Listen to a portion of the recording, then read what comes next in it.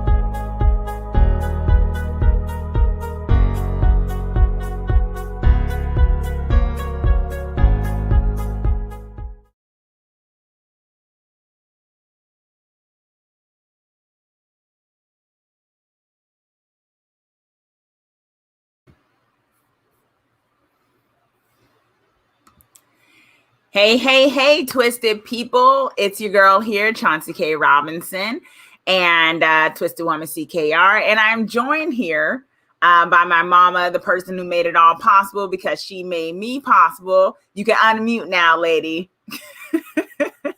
There was a little bit of a mix-up of her not understanding why we were muting in the beginning. Why?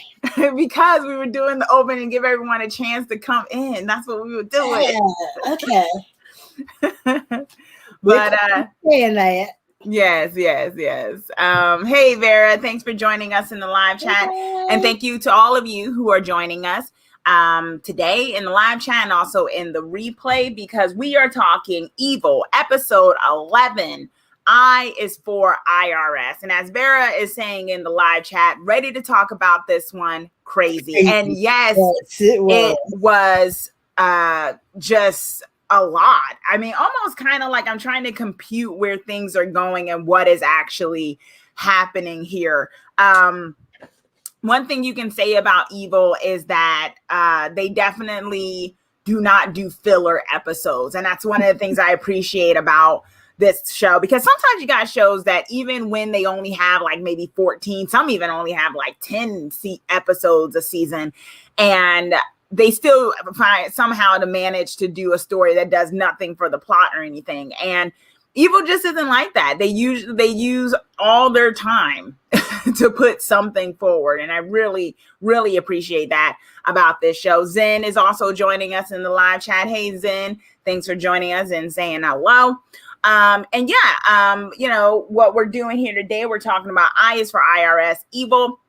And if you haven't already, y'all, please do give this video a thumbs up, a like, feed the algorithm monster if you have not already. We're going to get into it. So, you know, basically, we got this episode and things are still happening. I'm not exactly sure where they are going necessarily. But first and foremost, let's ask, you know, if you all could give this episode a grade, what would it be and why?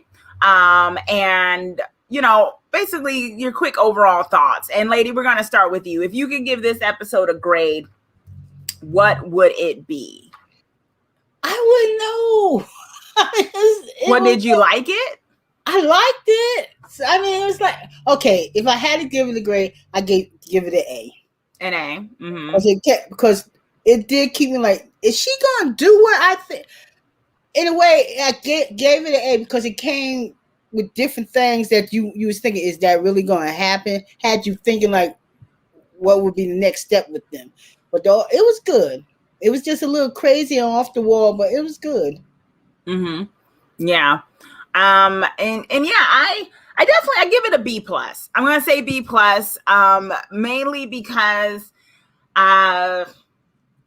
it was good. It was definitely good. It almost, I think reason for my B plus and not an A is simply because I am sort of very confused about some of this stuff. Certain things that aren't necessarily being talked about that happened last episode, like with Ben and his girlfriend, that just kind of got not dropped, because we know with this show they'll bring it back around. But it was kind of like we went from him running out of his girlfriend's thing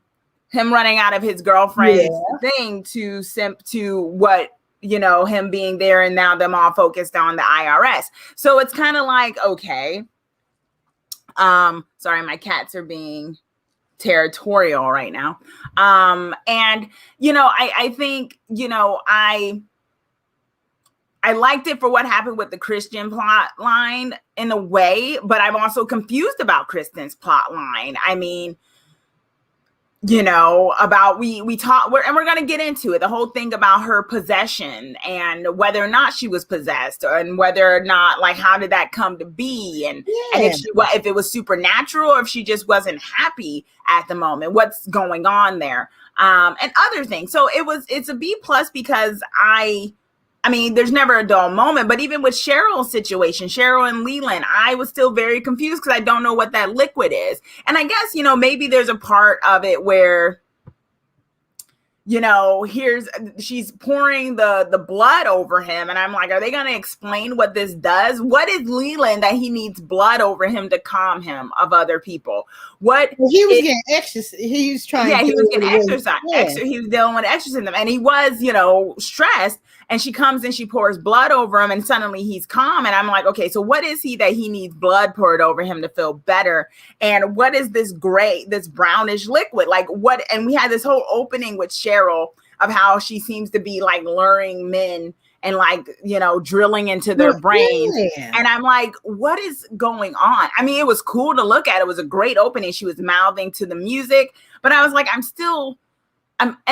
you know, part of me really appreciates that the show doesn't do this thing where they sit down and hold your hand and they're trying to explain everything to you. Because some shows, they do that. They throw all the exposition at you. They kind of explain everything, and, you know, they leave nothing to chance in terms of what's going on. And I don't necessarily love that about a show, but I do feel like there needs to be a little bit of a halfway point, because if I don't know exactly what's going on, then it's hard for me to feel surprised about twists and turns. Because I'm like, okay, so what's this mean that she's going over Leland's house? Is Cheryl in control? Is she being possessed? Is she a Stepford wife? I have no idea. So it's hard for me to kind of follow along. So that's kind of where I'm at with it. Because I'm like, are they going to explain this eventually? Like, is this going to... When she went up, I mean, like, she just laid there and she knew what she was going. I mean, you didn't wake up thinking that they violated you in some kind of way? Yeah, and so I don't know and I would love for her to have someone to talk to explain something to, and I don't know what's going on, and I think that's the B plus for me, because I'm like, I like that is taking twists and turns, but I'd like to know a little bit more, so I'm not completely looking at the screen like, huh? You know, because it's one thing to look at the screen like, whoa, what just happened? And what this is, what? Yeah, but there's another thing to look at the screen and be like, oh, okay, what exactly is going on? You know, let's see what you all are saying in the live chat. Vera gave the episode an A plus. Zen is saying A plus because it wrapped up Kristen's possession and Leland's exorcism in a satisfying way, but it leaves me wanting to know more. Well, exactly. And the question is, did it wrap up Kristen's possession? I didn't get that either. I didn't know she was being possessed. Well, we'll talk about it. But yeah, that brings up that thing. Vera points out, and what I was saying, that they do always raise more questions than give answers. Zen is in agreement. Yes, they do. Vera saying, who knew root beer has something to do with the devil? Yeah, I don't know. I said, well, what did the root beer do for him? I don't know. It was just like, okay, root beer is good. Root beer is my favorite soda, so I don't know. Zen is saying, I'm wondering if the blood came from other possessed people. Maybe. It sounded like that. And Vera says she seems in control. Cheryl, what is with the drill? Yikes. Yeah, there's just so many, you know, and yeah, Zen is pointing out maybe it calms him down, the blood. It's kind of, it's very somebody else's blood. Yeah, because he's not drinking the blood, he's just bathing in it. So is this some kind of psychological thing? Because he did seem to be getting really exercised in the beginning. So we'll talk about all of that. But yeah, I'm definitely with the B plus, just because I'm confused more than riveted sometimes by the last two episodes, particularly this episode. I was more confused than like, oh my gosh, this is so crazy. It was more like,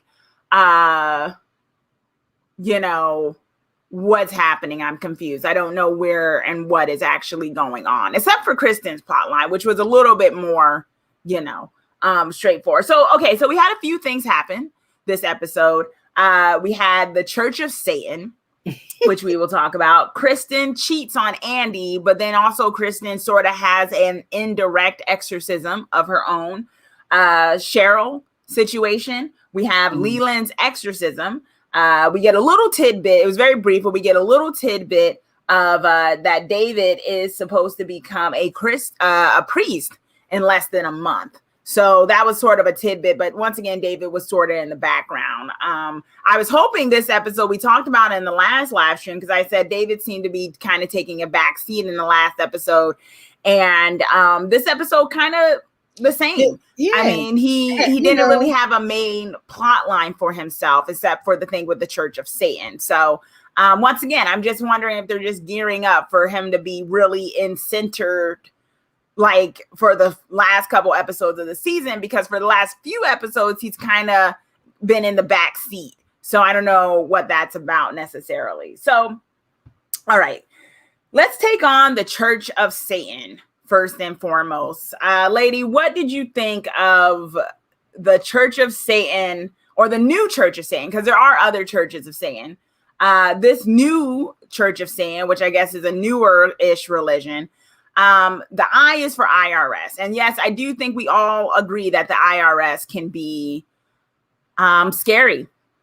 When you do your taxes and things like that. But, I thought it was very funny that they put some real world stuff in there where the IRS woman was pointing out how people can go about starting their own religion. Because there's always that joke, I don't know if others have heard it, that you can start your own religion. Many people have done it. It's not that uncommon.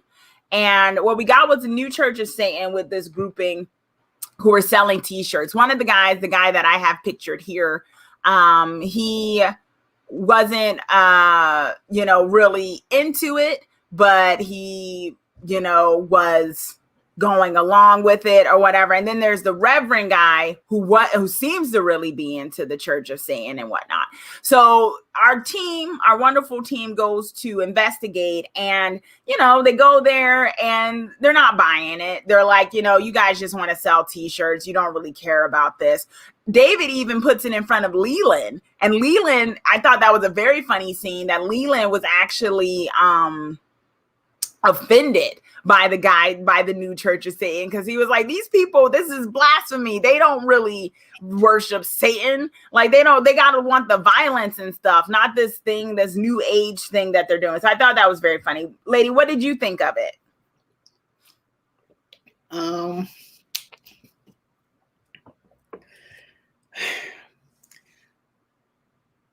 I thought it was funny when they came in there and they was telling them about they worship and everything.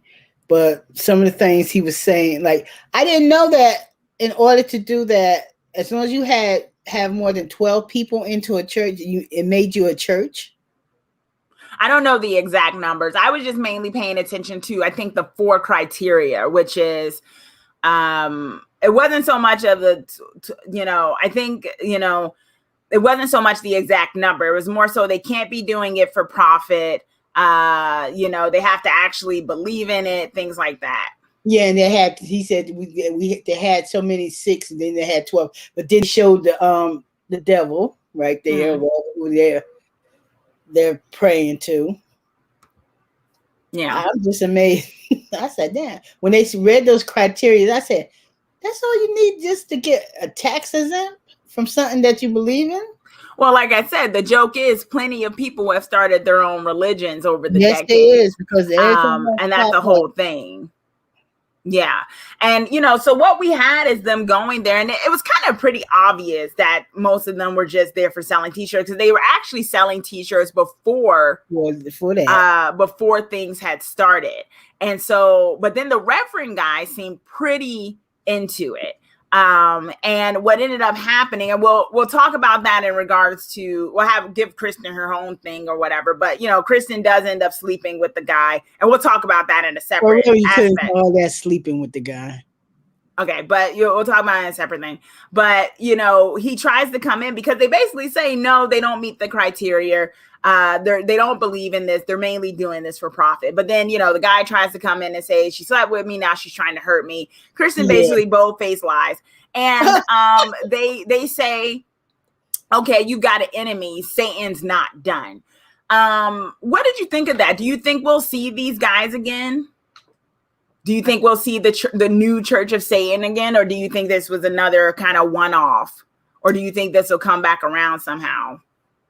It have to come back around, because somehow it's going to come back around, because I don't think all that paper burnt. What paper are you talking about? Remember the paper when the husband said that we write down what we did and we throw it in the fire? Okay, but I'm not talking about Kristen cheating. I'm talking about the Satan people. When he said Satan, but what does the paper have to do with that? It have to do with that, because the guy that she cheated with is there in the church. So somehow that's coming back around to get her, in a sense. Oh, I don't know if the cheating necessarily, but I'm talking about more so. I mean, honestly, that's interpersonal though. They're talking about, the guy said Satan's not done to all three of them. So that's a bit more than maybe he know more than the other guy, because the other guy really didn't believe in, he just wanted to make money in some way. But like you said, the one that said that looked like he was more into it. Yeah. Zen is saying, oh yeah, they will be back. And I think they will be as well. Although this show, like I said, also has a tendency sometimes to introduce characters and we don't see them again for episodes on end. So that could be a thing. Zen is also pointing out, I was surprised that Kristen would cheat with someone who could tell people she knows what happened. Mm-hmm. That was very risky. And we'll talk about Kristen's behavior in a little bit. Vera says, I'm wondering if the nun in Chicago is low-key evil and planted the chip in David's computer. She has full access to room and lied to get his trust. I think you're talking about Miss Nun Andrea, right? That was her name, right? Are you saying that, Vera, that she might be evil? I don't know. I mean, I hope not. Because I was leaning that way too, but then I don't know. The only reason why I say I don't think she's evil, because she's faced off with Leland repeatedly. And I feel like if she was part of Leland's plan, then they wouldn't be having that confrontation so often. That's my only thing. I do think it is very mysterious that she's around as well. Yeah. And Vera is pointing out, but she is not above murder, Kristen. So watch out, Satan, guys. Exactly. Kristen is not above murder. And Zen is saying, I think the combative guy will try to discredit all of them because they messed up his scam.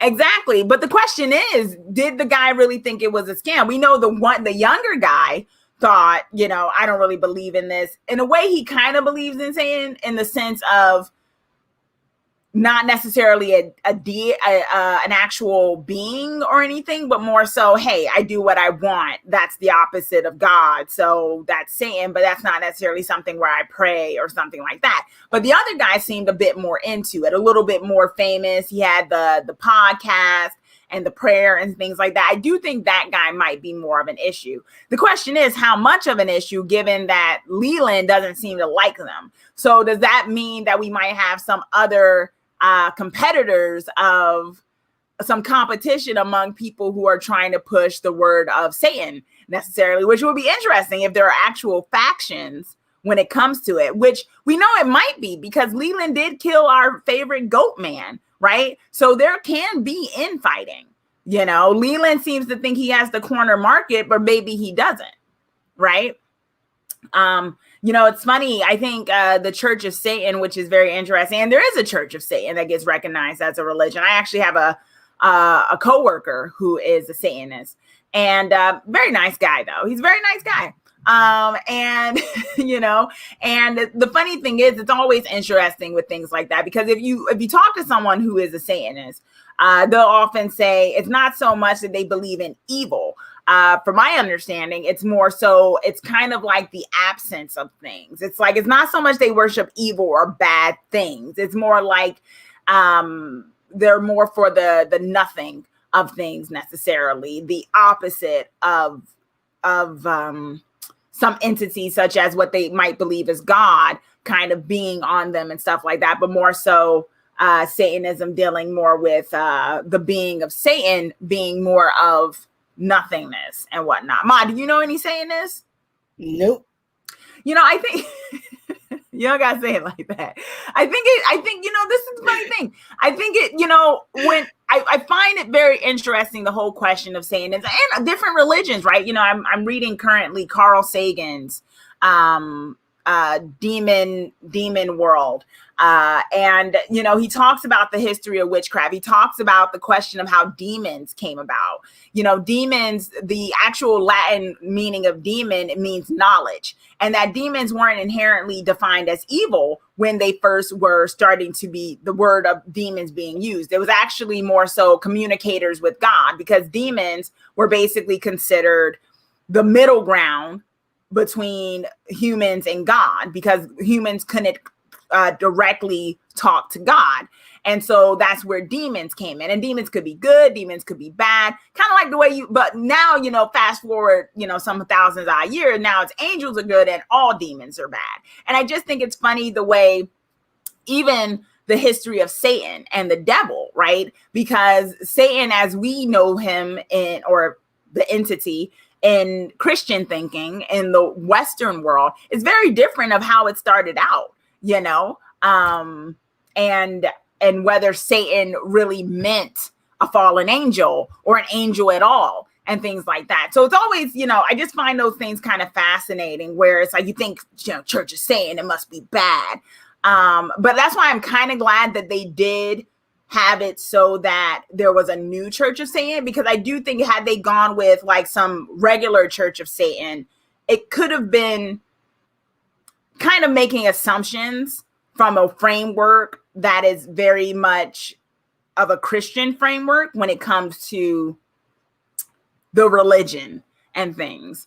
But it's very fascinating stuff. Let me know in the comments, live chat, and also in the replay if you have ever talked to a Satanist or if you've ever read some Satanist literature, y'all. I'm not a Satanist, not at all. But, I just think it's very interesting that they went that route.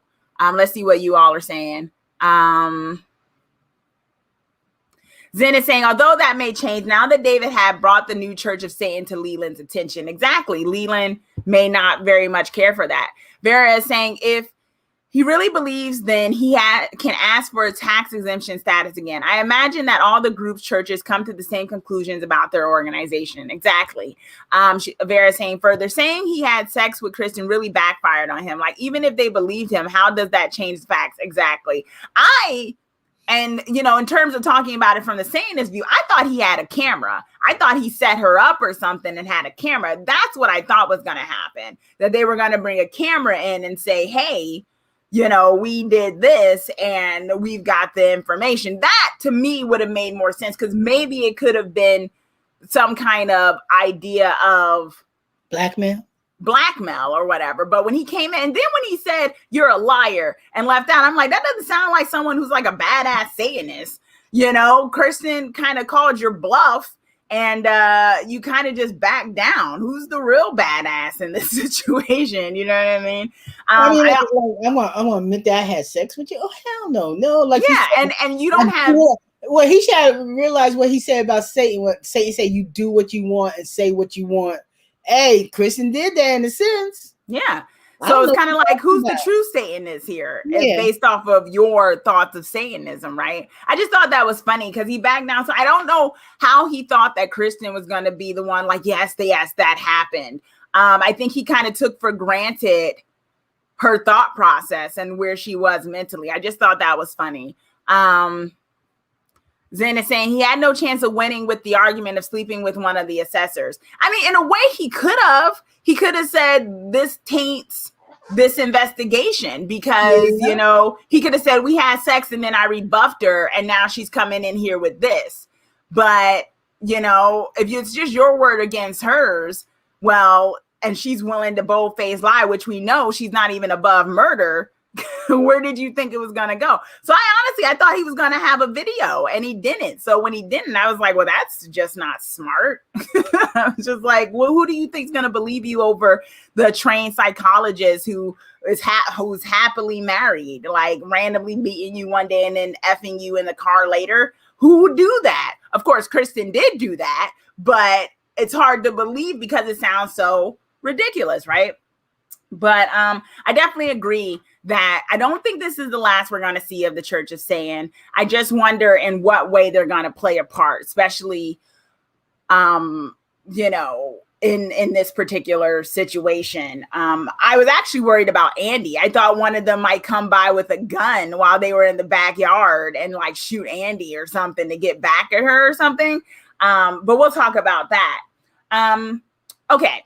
So let's talk about what you've been itching to talk about, lady, which is Kristen and her kind of downward spiral, but then kind of resurrection almost. So basically what went down with Kristen is that she was still, dealing with the things. We see her and Andy going at it. It was so funny to me when Andy asked her if she was sleeping with David, and she couldn't really give him an answer. Of course, she's not sleeping with David, but we know she has strong feelings for David. And because she couldn't really tell him, like, in her mind, she does sleep with David, right? You know what I mean? So, so she couldn't really, deal with that. And then, she was very much going through it. She goes to the exorcism because David asked her to. There's a whole gross scene of something coming out of her belly with the unborn fetus demon baby thing, which I think had some relevance because of the whole it's for ophobia before. We don't know where that 12th egg is, right? And then she kind of has an indirect exorcism. Not before, though, that she sleeps with fake Satanist guy. And in the car, she has sex with him. Now, I know some people are like, why would Kristen do that? That was so random. Honestly, my opinion is that she did that because, one, downward spiral, right? But I also think she did that because, I think on some level, she does want to be with David, or she wants to at least sleep with David. And I think instead of having some entangled affair with David, I think maybe she wanted to,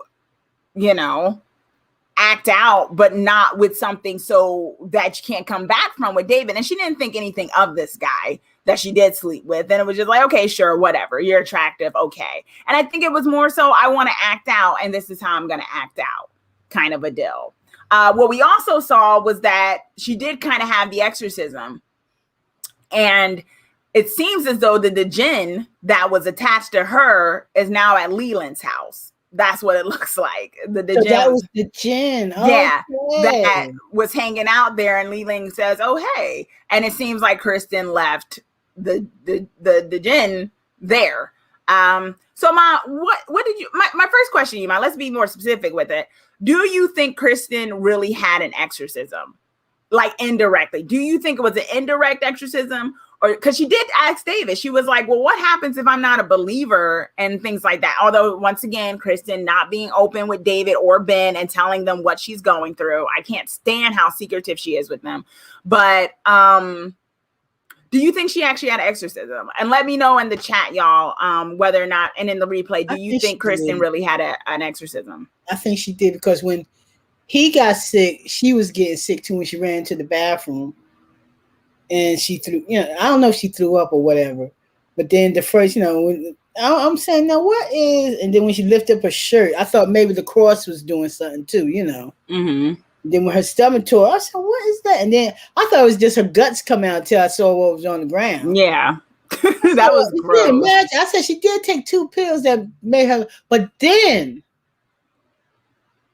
what Do you think the doctor is on this too? Because he was talking to somebody. Well, he said he was talking to his wife and said, "Did you No, want to hear?" he said before she ran back in there, he said, "We gotta talk." So something else is up with that. But then she comes back in, and I thought that was very funny because she was like, "See, why would I?" And I thought that was funny. He was like, "I'm talking to my wife." He was like, "Listen, you can talk to her." I think it is his wife. I don't think. I mean, that would be a crazy twist if he was in on something. I don't think it was his wife. But I think that's a red herring. I think they want you to believe he's in on something, because wouldn't that be so obvious of a twist that the doctor was in on it the whole time? I think honestly, he just really is a therapist trying to help Kristen. I don't think he's in on anything. I think he's in on something. Well, Vera seems to be agreeing with you. Vera is saying, or was she right and the therapist is actually bad? I don't think he's bad. I mean, I think maybe he might be influenced by someone. The question is it a bad someone? I mean, for the most part, in her therapy sessions, he tries to help her. Like, he's not necessarily, it's not like he's somebody else. What's saying, Ma? Say again? It could be somebody else trying to, they know that he's treating her. And he did, like I said, in the phone. Now, look, in your phone, if you're talking to your wife, you don't say, "I got to see you." So, No, he did not say that, though. He said we need to talk. Well, we need to talk. In a sense, he's letting them know something went wrong. I don't know. I mean, it could simply be, "I'm having a stressful day. We need to talk." Or, "I just lost a client. I don't know. I'm in debt. I don't know how I'm going to pay the bills because that's one less person who's seeing me and paying me." There's plenty of reasons why he could be calling his wife saying we need to talk. I don't think that was his wife. Okay, all right, that's okay. And you might be right. Zen is saying she's been horny as hell for a while now. I don't get that. How she be horny? I mean. But that could have been the demon that was attached to her, right? The jinn, yeah, that could have been the jinn. Vera is saying, "I wonder if Andy cheated. I think Andy thought he was safe because she was working and watching the girls all the time. But then comes Ben the Magnificent and David." Yeah. Zen is saying she definitely had an exorcism. I have no doubt about that. Zen is also saying, "I do think Andy cheated." Felix, thanks for joining us in the live chat, Phoenix. Felix is saying she thinks she had an exorcism. She may find out later she's still possessed. She'll probably do the rosary test next episode. And this is the thing about the rosary test with her, though. She kind of made it sort of a masochist sort of thing, though, didn't she? Yeah. Because it came to a point where the rosary wasn't really burning her. The first two times it really did burn her. But then she started to heat it up herself and burn herself, right? And this is the whole thing about the vagueness with this show. I do think that she was possessed. I think the jinn that was on that girl somehow jumped to her. I do think that happened. But I think if you also think about it, there have been multiple times when it looks like something has attached itself onto Kristen. Like we remember S's for Silence. In that episode, she spoke and something came out of that cabinet and went into her room. Right? That was like after the jinn thing. We had the jinn thing, yeah. But then we had other moments. She killed that guy before the jinn thing happened. She killed that guy before that happened. And so part of me is like, I think she's in a point of her life where maybe she's not as happy, even despite she's saying you and the kids are the best thing that ever happened to me. Yeah, maybe she had to come to Jesus moment, literally, or whatever. But then I do think there's still a little bit of her not being happy, and maybe she's convincing herself that she is. I feel like she kind of threw out her, I feel like she's still in a way ignoring her feelings for David. She never really kind of addressed that. Her answer to Andy is simply, well, he's about to become a priest. And it's almost as though she stopped thinking about that simply because she thinks there's no avenue to it anymore, not because she's really over him. And that's an issue. So I think there's some natural stuff with Kristen that's like, she's not happy necessarily. Now, with the demon stuff, I think there's multiple stuff going on. I think there's something with Cheryl's legacy. that maybe she's not being honest and open with Kristen about, that may have some influence on Kristen since she was young. I think there's something to do with maybe there's multiple demons on her, because I feel like we've had multiple times where something could have attached itself on her, not just the jinn, but in essence for Silence too. I have a question. Like, okay, now remember when her mother said, when she tried to put her panties back on and everything, she told her, no, go in the bathroom, take a bath, then wash yourself, and then, run. Then the water was black. Mm-hmm. The question is, though, was she hallucinating?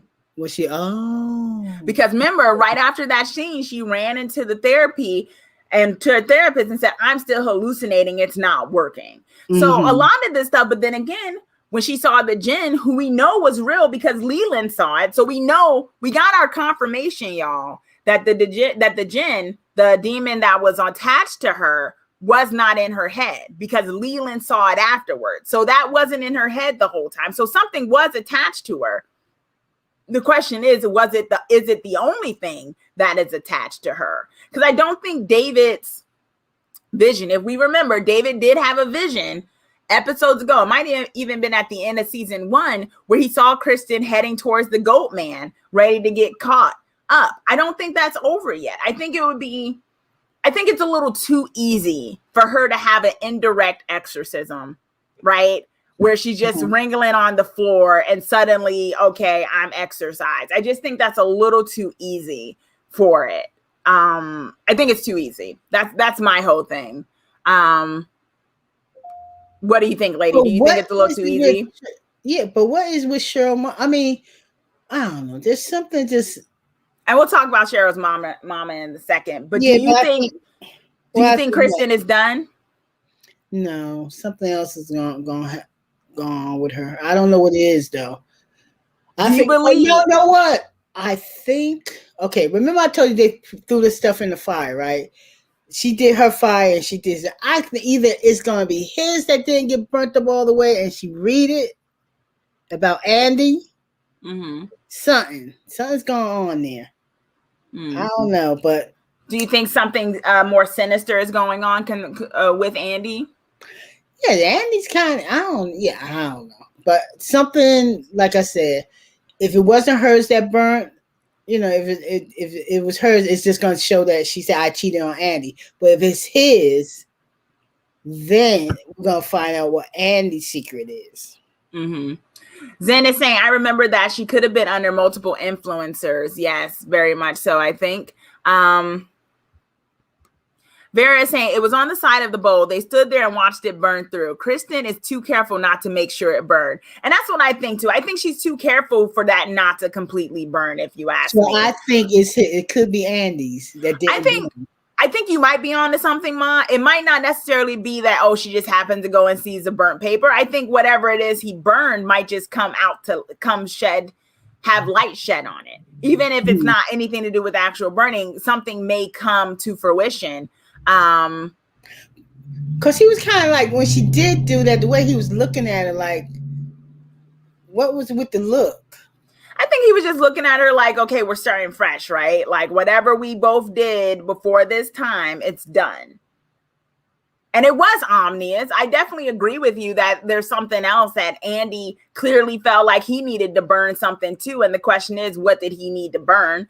Felix is saying she burned 2 notes for some reason, only 1 burn. Well, I think, Felix, she didn't burn 2 notes. I think what happened was that she wrote it and she folded it, then she ripped it. I think that was what happened. She ripped it in half and threw it in. At least I saw her make a ripping motion. I don't think it was 2 papers. I think she just, burned it.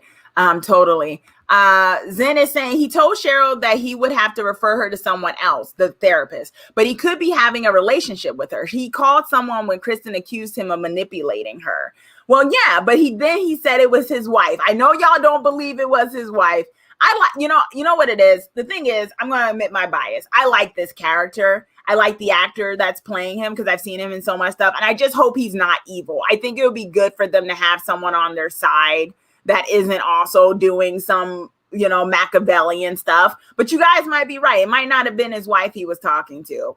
I just thought it was funny because he was literally like, we need to talk. And then they had Kristen come back in because they could have made it so he says we need to talk and then it cuts off and they could have been like, haha, now he's onto something. But they made Kristen come back in like, see? And he's like, it's my wife. I honestly thought that was played for laughs. I didn't really take it seriously like he was lying to her. I think they played it for laughs because I think they were playing on the fact that we would expect him to call somebody and be in on it. I just, because this show has a tendency to subvert what you think is going to happen. Particularly, let's think about it with Kirsten, right?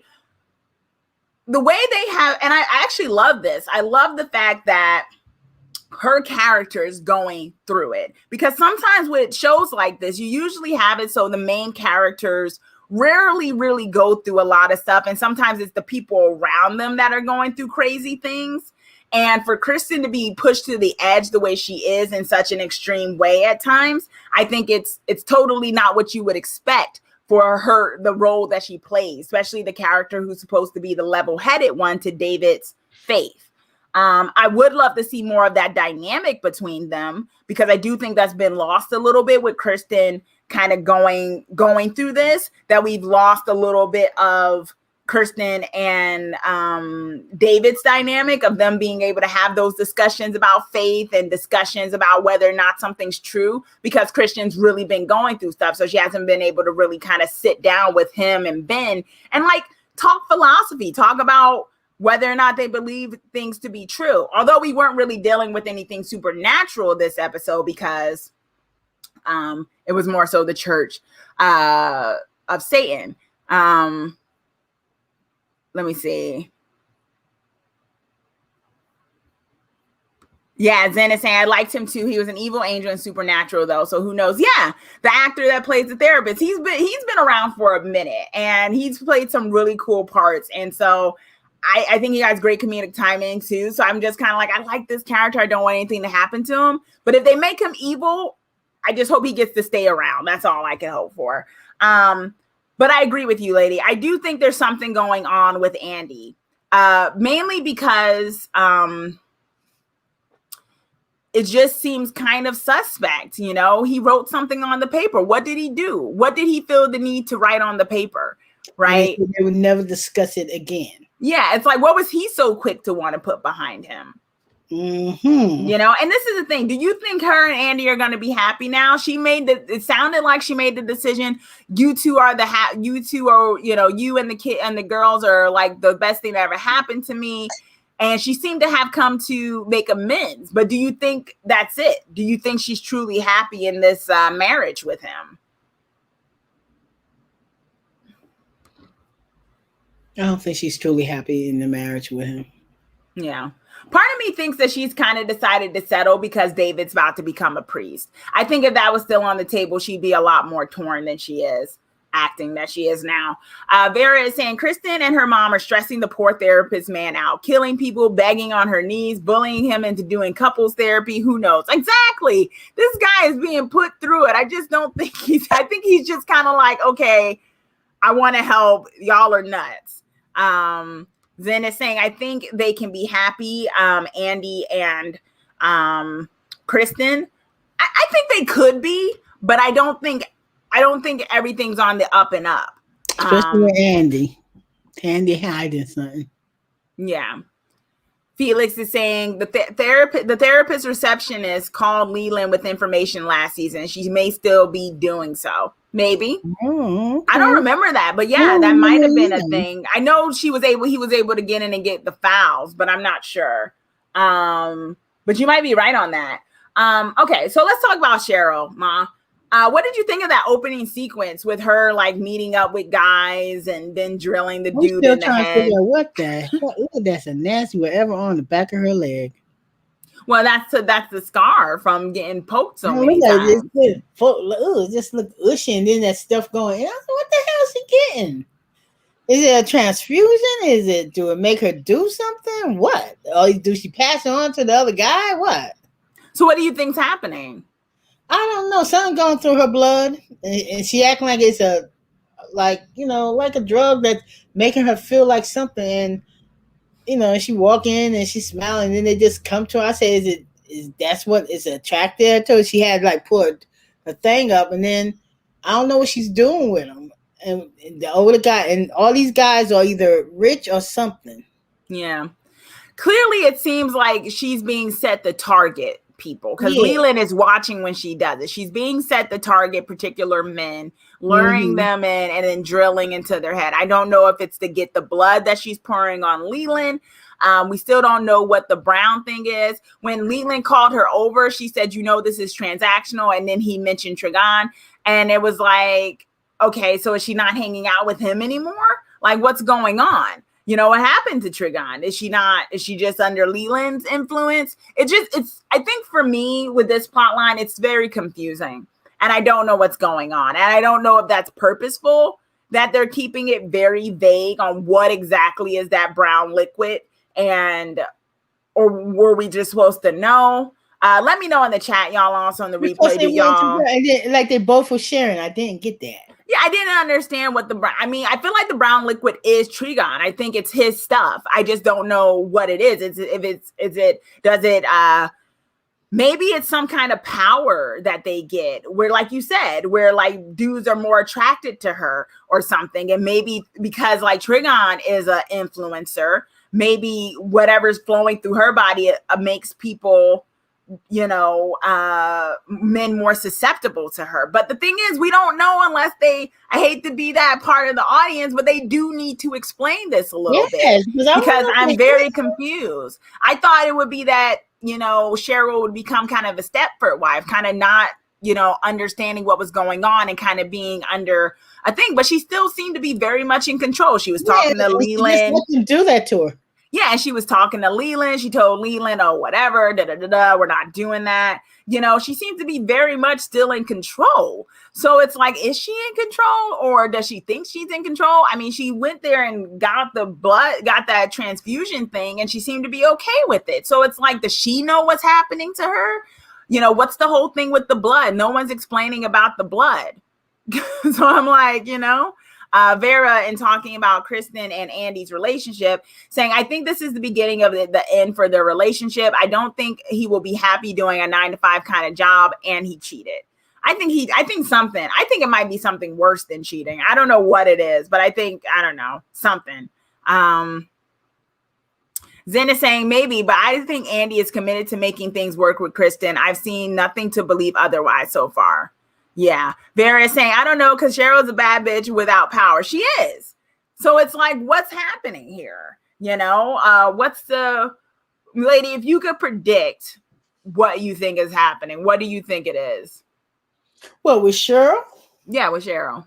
I think Cheryl messed with a demon before. Because I don't know, this woman is like, she just did 360 altogether from the beginning of the thing. When you just saw a woman that was this, she wasn't, exactly a sweetness, but she changed after she started really seeing Leland. Mm-hmm. She got more aggressive and everything. Yeah. But then she also told Leland, you're not the first demon I've messed with. Yeah. And now I'm starting to believe she was literally meaning demon. So that's how I was thinking too. Maybe she was married to, maybe Christian's father was a demon. I don't know. Yeah. I don't know. I just think it's she knew everything what not to do, and she said, I did this with your father, so go in there, we'll take a bath, take a bath and then rinse yourself off. And then I'm trying to figure, well, did she know that? Because when she said that, my mind went to, well, the water must gonna be dirty or something. But I don't think it was, I mean, we could interpret it like that, but I think most people interpret it like her meaning that she cheated on her Kristen's father a lot and had to come in and wash off and everything. Yeah, wash off the dirt that you did.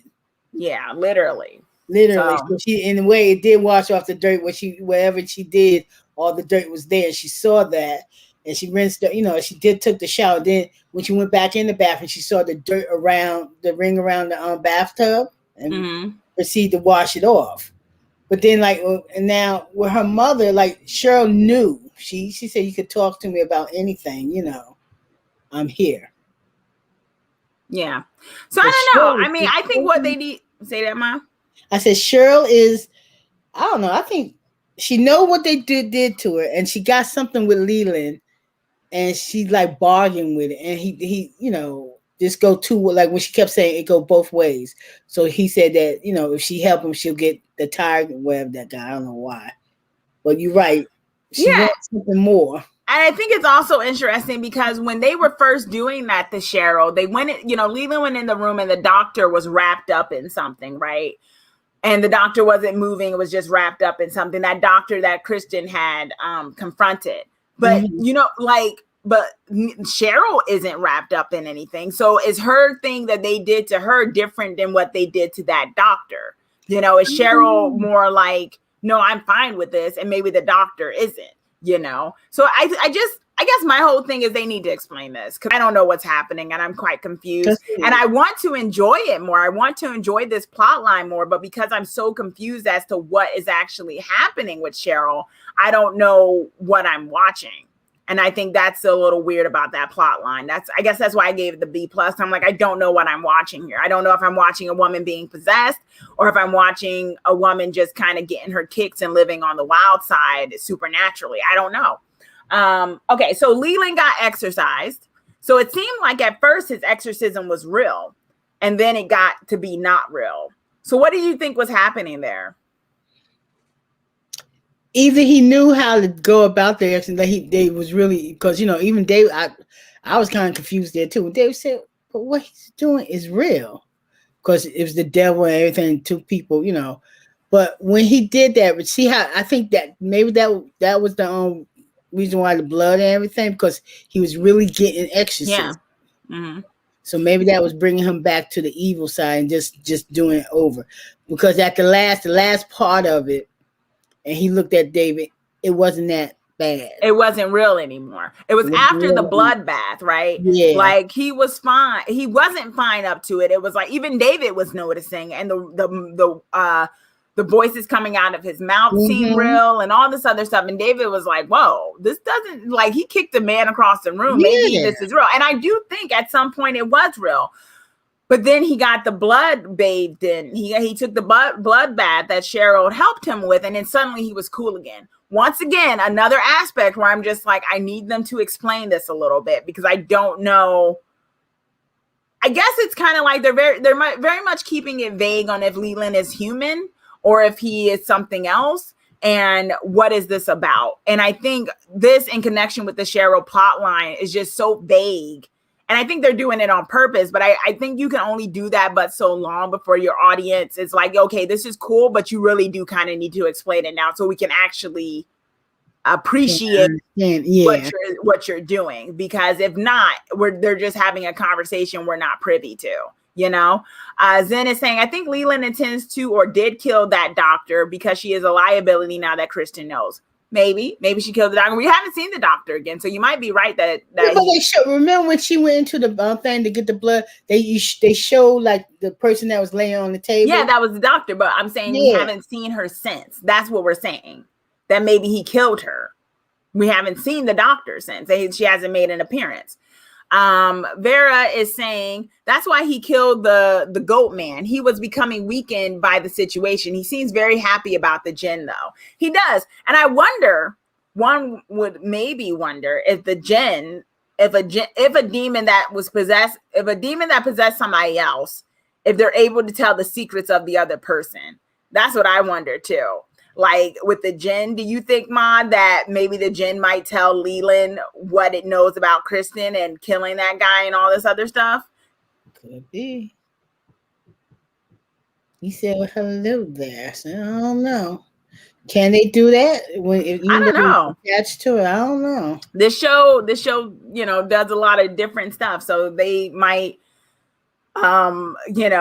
be something, but it does seem like I feel like Leland has multiple things in him. We saw that with the voices, and if the voices are real, that means there are multiple entities in him. And I think it might be the same thing for Kristen. That's why I don't think Kristen is completely done. I think she got one thing off of her, but I think there's other things there, because I just think that would be also a little bit anticlimactic if that's just it, if she just had an indirect exorcism that neither David nor Ben knew about, and she just goes back to normal. And it was like, okay, we spent like more than half of the season dealing with this. Are there not going to be any real repercussions for her having done all the stuff she did? That's another thing about that too. It's the same thing when she killed the guy. I mean, yeah, I know when she killed the guy, that was that was them kind of displaying the whole idea of white privilege, of how she was able to get rid of it. And that was great. But with this other stuff, not that it was great that it was white privilege, but that was the reason why she got away with that, because they wanted to drive home how she had privilege over Ben and David in that regard. But with the other stuff, it's like, okay, are David and Ben never going to find out about all this stuff that happened to her? You know, like, yeah. What's up with that? Right? Yeah. I don't know. I just think I said, damn, the woman got away with murder. Yeah. And I understood why they let that happen. I'm just not understanding all this other stuff that Kristen did, that they're just going to say, okay, she forgave herself and she's moved on now, and we should too. I just think that's too easy. And I think they're setting it up for something else. I really do. I think there's a twist coming with that. Vera is saying the Jen left the girl, but she is still setting fires. Does it leave corruption behind? Vera is referring to the young girl that was setting fires, where we first met the Jen in the first place before it jumped on to Christian. And the girl was still setting fires, right? So the question was, is it really the Jen that causes the issue? Or is there a little bit already in the person? Mm-hmm. Right? And that's the point here of maybe Kristen brought it out, you know. Yeah, maybe Kristen didn't really need the Jen. Maybe the Jen just kind of fast forwarded what was already going on there in the first place. Zen is pointing out, I think that girl has pyrotechnic power. She might, but why does she like still setting fires though, even with the powers, you know? And yeah, she was a result of the RSM clinic. A lot of them are. And Lexi is as well. And then we have basically, I guess my only two other things with this episode was that David is supposed to become, in the show's world, David is supposed to become a priest in less than 18 days, which is interesting. It also shows how slow time is going with the episodes. And I kind of like that things aren't like months and months. Oh, the next episode was 2 months later. Like it's all happening within like kind of a couple of weeks time. And that's good, I think. And I know we're all still debating on whether David's going to really go through with it. I actually, at this point, think he will. I think then the show is going to switch over to how long he will stay a priest, because he probably won't stay a priest for long. But one of the things I had an issue with was that thing happened with Ben's girlfriend, and then we got no mention of it this episode. Yeah, they did, it was such a revelation about whether or not. He's another one that don't tell people what's going on with his girlfriend. He doesn't either. They all kind of keep their secrets from each other, which is interesting. I feel like Kristen does it the worst, though, because at least with Ben and David, if stuff gets really serious for them, they tend to bring in the other two. Like when Ben was having the nightmares about the succubus demon and stuff, he eventually told Kristen, and he even went to David asking about forgiveness and stuff. Like he brings them in, and David does too, about his visions and stuff. But Kristen's the one who, even when stuff gets super serious, that's when she clams up even more, unfortunately. So we didn't find out anything about Ben's girlfriend, which is a little bit disappointing, because I want to know, is like we all were debating it last stream, whether or not it was two people, or whether or not she just, what'd you say, a doppelganger, or maybe like someone else said that her unconscious, subconscious mind went into the phone and was able to communicate with, Ben, even though she wasn't physically there. Something like that, but we don't know because they didn't bring it up, and they better not bring it up next episode. I'm going to be a little annoyed if they do that, because this show sometimes has a tendency to bring up something we don't hear about them for episodes, if ever again, so far. And it raises more questions sometimes than it answers, which is fine. But I just don't understand, if they keep doing that, particularly with the Leland and Cheryl plot line. Vera is saying it has to be hard for David to be surrounded by friends that frequently verbalize their feeling about him not becoming a priest. That too, right? He's close to them, and it's like, this is his faith. And but I think he also understands that they wouldn't want him to join, because they're the two skeptics, right? It's kind of like, your friends are the way they are. So it's kind of like, yeah, I know you guys don't want me to, but you'll love me anyway because we're family, kind of a deal.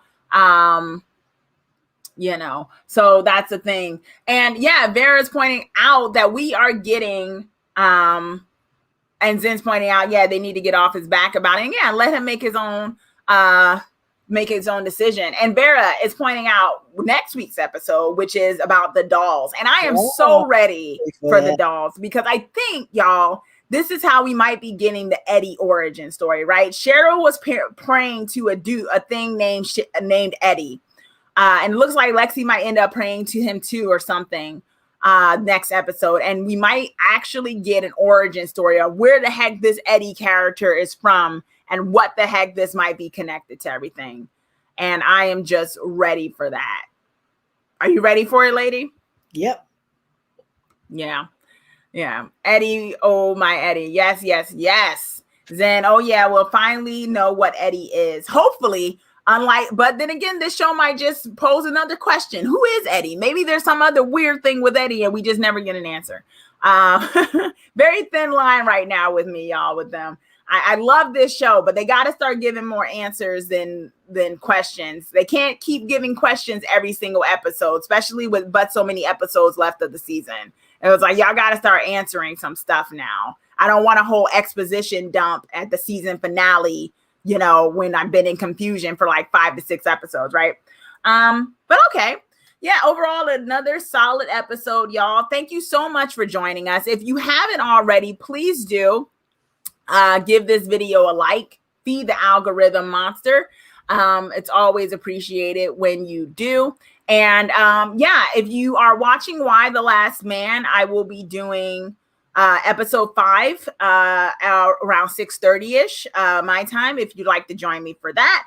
And also, American Horror Story, second part of double feature is this week. And so I will be doing that this Sunday along with Titans episode 10 as well, if you want to join me for that as well, y'all. But yeah, until then, y'all, stay safe, watch some good television. I'll have a published article soon about No One Gets Out Alive, which is the new Netflix movie premiering tomorrow. I got to watch it early, and so I'll be letting you guys know a spoiler-free review about that. And also, if you watch Midnight Mass, I will be doing a spoiler discussion on that soon. I want to give everyone a chance to watch it though, so I'll let y'all know the date about that if you've watched Midnight Mass. But check the community section of the channel to let me know if you liked it or not. I don't think you've watched Midnight Mass yet. Have you, lady? You should watch it. It's good. We could talk about it. Okay, y'all. Have a good night.